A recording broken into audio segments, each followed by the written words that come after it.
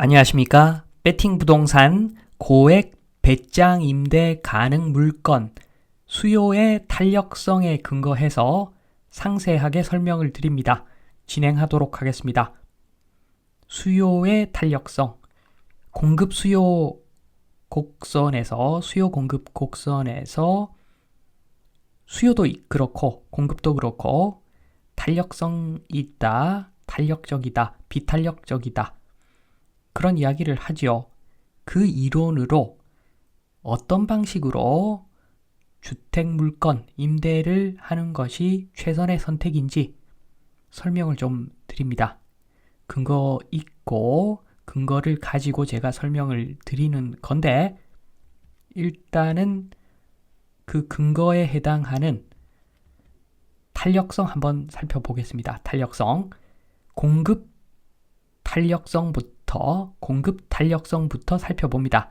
공급이 탄력적이다. 그 이야기는 원하면은 마구마구 찍어낼 수 있다. 원하면 마구마구 생산해낼 수 있다. 그런 물건이 공급 탄력적이다라고 보시면 됩니다.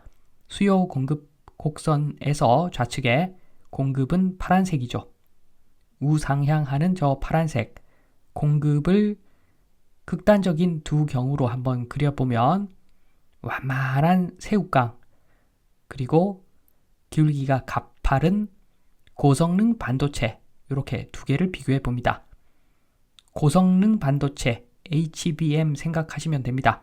지금 삼성에서 갖은 노력을 다해도 아직까지 생산하지 못하고 있는 고성능 반도체는 절대로 마구마구 찍어낼 수 있는 상품이 아닙니다. 돈을 아무리 많이 준다고 하더라도 어느 정도 시간이 지나야지 생산 가능한 것이 고성능 반도체입니다.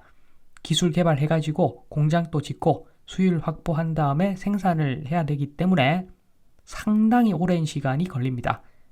비탄력적이죠. 공급이 엄청나게 비탄력적이다. 기울기가 가파르다.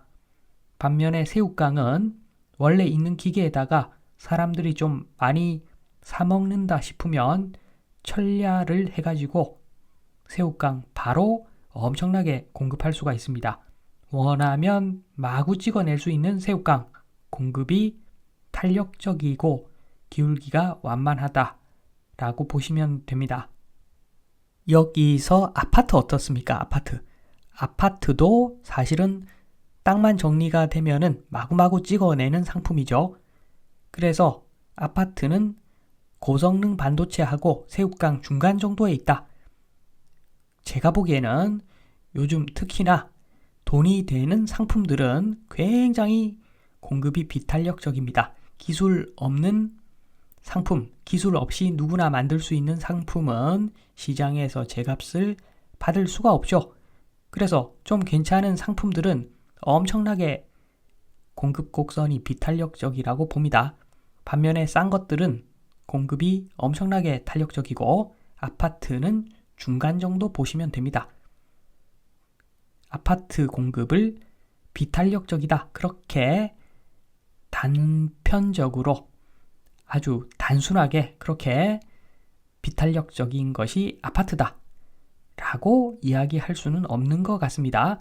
최소한 아파트는 국가적으로 마음만 먹으면 2년, 3년 만에 엄청나게 찍어낼 수 있는 것이기 때문에 제가 보기에는 아파트 공급 곡선은 그냥 중간 정도 된다. 그렇게 봅니다. 공급 탄력성 설명을 이제 다 드렸고 더 중요한 오늘 주제를 다루기 위해서 더 중요한 수요 탄력성을 말씀드립니다. 수요가 탄력적이다라고 하는 것은 비싼 제품, 그리고 대체재가 많은 제품, 이거 아니면 저거 써도 되는 그런 제품, 그리고 돈이 많이 들어가는 비싼 제품, 요거는 수요가 탄력적입니다. 지금 수요 곡선 빨간색 저 형태를 또 극단적으로 두 경우로 그려보았습니다. 완만한 곡선과 가파른 곡선. 가파른 곡선은 대체재가 없고 생필품인 경우입니다. 대체재가 없는 생필품이라면 가격에 관계없이 어느 정도 소비는 해야 되는 거고, 그렇다고 아주 많이 또 오버해서 매수할 필요가 없는 거죠. 그래서 수요가 비탄력적입니다. 반면에 완만한 그래프 보시면 저거는 대체재가 많으니까 가격 조금만 변해도 사람들이 다른 거 사 먹더라. 그리고 소득 대비 지출액이 크더라. 수요가 탄력적이다라고 할 때 비싸고라고 제가 말씀을 드렸는데 저 기준은 소득 대비 비싸고 이렇게 보시면 됩니다. 소득 대비 엄청나게 비싸면 그러면은 가격에 민감할 수밖에 없겠죠. 100원짜리 10% DC해주면 아무 영향가 없지만 1000만원짜리 1000만원짜리 10% DC해주면 엄청난 플러스 요인이죠. 엄청난 차이가 있습니다. 1000만원짜리 10% DC는 엄청난 차이를 만들어내죠. 그래서 소득 대비 비싼 제품은 수요가 탄력적이다. 이렇게 볼 수가 있습니다. 지금까지 내용은 제가 막 지어낸 내용이 아니라 어느 정도 교과서에 있는 내용들을 말씀을 드렸습니다. 이제 본론으로 갑니다. 이제 이론적 기반이 되는 지식은 어느 정도 말씀을 드렸고 이제 바로 본론 들어가도 이해를 하실 겁니다. 이것도 책에 나오는 이야기인데 물론 부동산으로 설명은 잘 안 합니다. 일반적으로 다른 제품으로 보통 설명을 하는데 저는 부동산 임대로 주거용 부동산 임대 시장에 대해서 요거를 설명드리겠습니다. 두 가지가 있죠. 전략이 임대 전략 두 가지. 공실 없이 저가로 임대를 돌리는 방법. 그게 아니면 공실 감수하고 고가로 임대해가지고 수익을 창출하는 방법. 두 가지 전략이 있습니다. 요 두 전략 중 어떤 것이 더 유효한 전략인가?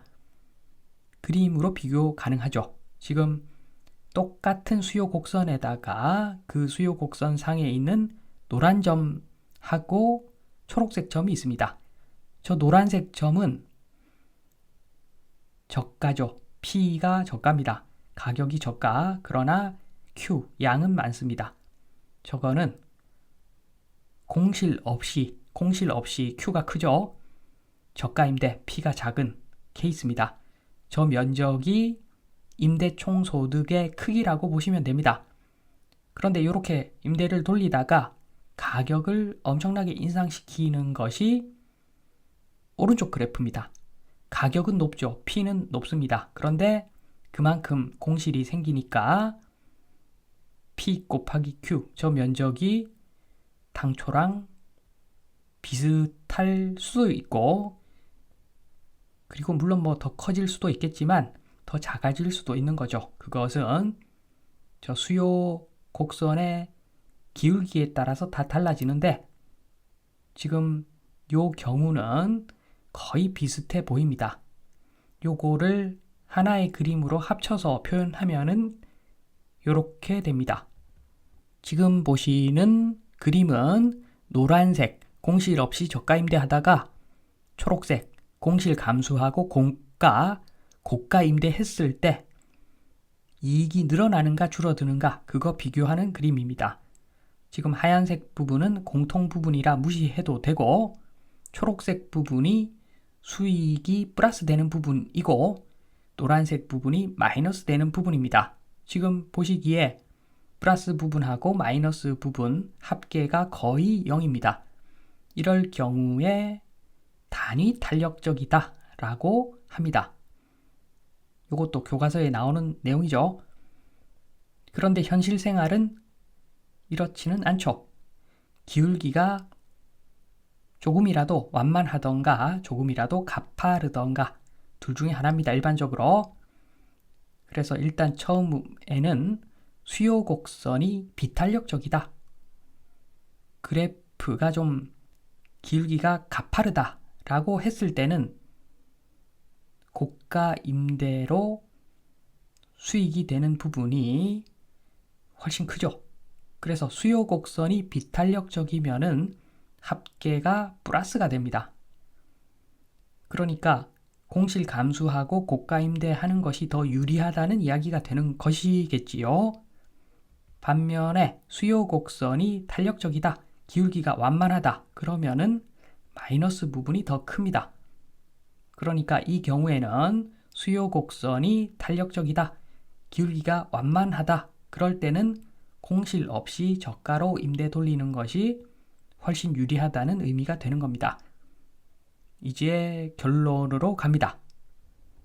첫 번째 결론, 요게 제목에 있는 내용이죠. 수요 곡선이 비탄력적이면, 기울기가 가파르면 공실 감수하고 고가 임대하는 것이 답이더라. 비탄력적인 경우는 대체재가 적고 소득 대비 지출액이 적은 물건입니다. 일단 대체재가 적다. 아파트는 아니라는 거죠. 아파트 배짱 임대하면은 별로 결과가 좋지 않습니다. 반면에 시그니엘 로얄층 저거 들고 있으면서 고가 임대하면은 이익이 훨씬 클 수가 있죠. 대체재가 적습니다. 시그니엘은 대체재가 거의 없다고 보시면 되는 거고, 그리고 소득 대비 지출액이 적은 물건이라고 했는데 절대적인 월세는 시그니엘이 일반 아파트보다 훨씬 더 비싸겠죠. 그러나 소득 대비 저 월세 수준은 굉장히 낮은 것일 수가 있습니다. 저기에 렌트해서 거주하고자 하는 사람은 고소득자죠. 월 소득이 10억인 사람이 월세 1억 부르면 흔쾌히 오케이 할 경우가 많겠죠. 저거 몇채 안 됩니다. 대체재가 거의 없는 겁니다. 그러니까 배짱 임대해도 고가로 임대하려는 사람이 있을 것이고, 그래서 수요 곡선이 비탄력적이기 때문에 고가 임대하면은 더 유리할 확률이 높다, 이렇게 말씀드릴 수가 있습니다. 이런 물건은 몇 개 안 됩니다. 주거용 중에서 이런 물건은 몇 개 안 된다고 보시면 되고, 두 번째 결론, 수요 곡선이 탄력적이면, 기울기가 완만하면은 공실 없이 저가 임대하는 것이 유리할 확률이 굉장히 높더라. 거의 대부분 임대 많이 해본 사람들이 경험하셨던 내용일 겁니다. 공실 없이 저가로 임대하는 게 최고입니다. 거의 대부분 최고입니다. 대체재가 많고 소득 대비 지출액이 큰 물건이 탄력적이죠. 대체재가 많다. 아파트 생각하시면 됩니다. 거의 대한민국 주거용 부동산 대부분이 대체재가 사실은 많습니다. 한 세대에 10,000세대 가까이 되는 것도 있기 때문에 대체재가 많을 수밖에 없죠. 또 다른 아파트도 있으니까 대체재 엄청나게 많습니다. 그리고 소득 대비 지출액, 큰 물건이죠. 월 소득이 1천만 원인데 가족들 같이 살아야 되다 보니까 특정 지역에 월세 500이다. 그래도 거주하는 사람 있죠. 엄청난 돈입니다. 소득 대비 월세 500이면. 그러니까 월세 400만 하더라도 거의 공실 안 생긴다는 거죠. 그런데 저가 임대로 공실 없이 돌리는 거, 요 끝판왕이 원룸 고시원이라고 보시면 됩니다. 원룸 고시원 대체재가 엄청나게 많죠. 서울에 100m만, 과장 좀 보태면 100m만 걸어가도 무조건 원룸 고시원은 있지 않습니까? 그래서 대체재도 많고, 그리고 소득 대비 지출액이 엄청나게 크죠. 상경해서, 지방에서 상경해서 서울에 있는데 용돈 한 달에 100만 원 받습니다. 그런데 월세가 50만 원이면은 힘들죠. 힘듭니다. 그러니까 조금 위치 좋은 고시원에 있던가 아니면은 변두리에 있는 교통 안 좋은 곳에 원룸 살던가, 그렇게 해야지 버틸 수가 있는 거죠. 그러나 고시원 비용이 25만 원, 30만 원이라고 하더라도 용돈이 월 100이기 때문에 엄청나게 소득 대비 지출액이 큰 물건이라고 보시면 됩니다. 가격에 엄청나게 민감합니다. 가격에 엄청나게 민감합니다. 저도 원룸 고시원 비슷한 거 한번 해본 적이 있는데 차원이 다릅니다. 돈 몇만 원 때문에 정말로 많은 것이 바뀌는 것이 원룸 고시원입니다. 그래서 경험상 원룸 고시원, 특히나 원룸 고시원 저가 임대해서 공실 없이 돌리는 것이 이익이 극대화되는 방향이더라. 자, 여기까지 말씀드리고 제목에 있는 거 다시 말씀드리면 배짱 임대, 고가 배짱 임대 그거 아무나 하는 거 아니다. 시그니엘 같이 대체재 적은 그런 주거용 부동산, 주거용인 경우에 그런 부동산 들고 있는 사람만이 고가 배짱 임대해도 이익이 좀 더 커질 수가 있다. 이 말씀 드리면서 이만 마치도록 하겠습니다. 감사합니다.